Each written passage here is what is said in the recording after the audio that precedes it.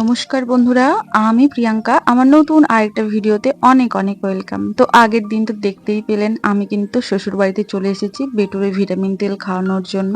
তো সকালবেলা ঘুম থেকে উঠে পড়েছি, প্রায় ওই 6:30 7টার দিকে কিন্তু ঘুম থেকে উঠে পড়েছি। ঘুম থেকে উঠে আমার যে সমস্ত কাজ থাকে সেগুলো সেরে বেটুকে খাইয়ে দাইয়ে তারপরে কিন্তু ও ঠাকুমা মিলে দুজনে মিলে কিন্তু দুধ আনতে চলে গিয়েছিল। আর আমার তারপরেই মাথায় আসলো যে না, এরপরে একদম আমার এই সুন্দর সংসার যেটা আছে, আমার রুমটা ভালো করে পরিষ্কার পরিচ্ছন্ন করি, না হলে তো এখানে থাকাই যাবে না। তারপরে কিন্তু আমি মুড়ি টুড়ি খেয়ে একদম লেগে পড়েছিলাম কাজে। বেডের চারিদিকে যে সমস্ত জামা কাপড়গুলো ছিল সেগুলো কিন্তু ফার্স্টেই আমি একটা গামলার মধ্যে নিয়ে নিচ্ছি। এই যে বেডশিট, জামা কাপড় যেগুলো আছে, যত কিছু আছে কাছাকাছি করার জন্য, সেগুলো কিন্তু আমি সবই আগে মানে রেখে দিচ্ছি একটা গামলার মধ্যে। তারপরে রুমটা ভালো করে ঝাড়াঝাড়ি করে পোছাপুছি করব।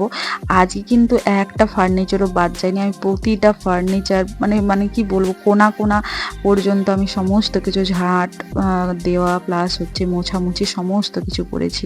এই যে দেখতেই পাচ্ছেন, প্রচুর চারিদিকে এত ফাঁদ হয়েছিল না, কি বলবো।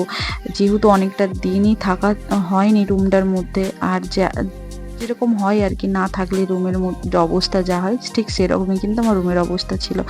যাই হোক, কিছু করার নেই, মেয়েদেরকে তো সমস্ত কিছুটাই করতে হয়। আর মেয়েরা সত্যিই পারে, আমার মাঝে মাঝে মনে হয় মেয়েদের এতটাই মানে ক্যাপাসিটি আছে, যেখানে যেরকম সেখানে সেরকম হয়ে যাওয়ার। হয়তো এটা মেয়েদের পক্ষেই সম্ভব। যাই হোক, এই যে সমস্ত কাজকর্ম কিন্তু করছি, পুরো ঘিমে নিয়ে একাকার কাণ্ড। প্রচণ্ড গরম, বুঝতেই তো পারছেন এখনের যা ওয়েদার আর কি। যাই হোক, কিছু করার নেই, কারণ আমার বাচ্চা খুবই ছোট, তার জন্য আমাকে সমস্ত ক্লিন আপ করতেই হবে। ও চারিদিকে এখন হামা দিয়ে বেড়ায়, প্লাস এক পা দু পা হয়েছে, ও কিন্তু ছুটেও বেড়ায়, মানে হেঁটে হেঁটে বেড়ায়।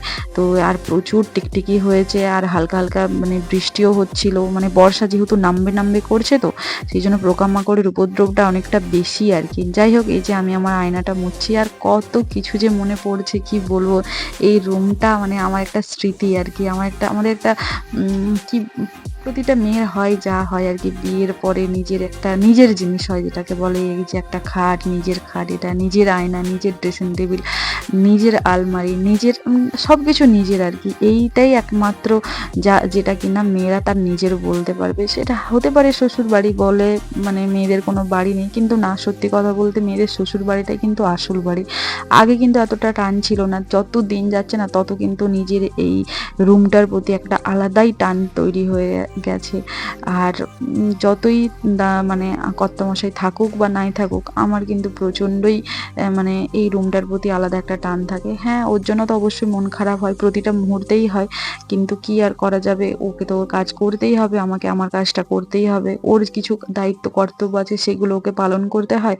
আর মা হিসেবে বা একজনের স্ত্রী হিসেবে যে সমস্ত কাজ মানে দায়িত্বগুলো থাকে বা কর্তব্যগুলো থাকে, সেগুলো তো করতেই হবে। তো আমি কিন্তু আমার খাটটা এরপরে মুছিয়ে নিচ্ছি। এই যে খাটের মধ্যে প্রচুর ধুল জমেছিল, মানে ধুলা, মানে এত ধুল জমেছে সেটা আর বলার নেই। যাই হোক, আবার পর্দাগুলো সরিয়ে সরিয়ে মুছে নিচ্ছি। আর ওই যে আমাদের একটা বিয়ের সিঁদুরদানের ছবি কিন্তু ওখানে দেওয়ালে টাঙানো আছে, এই ছবিটাও কিন্তু একটু মুছে নিলাম।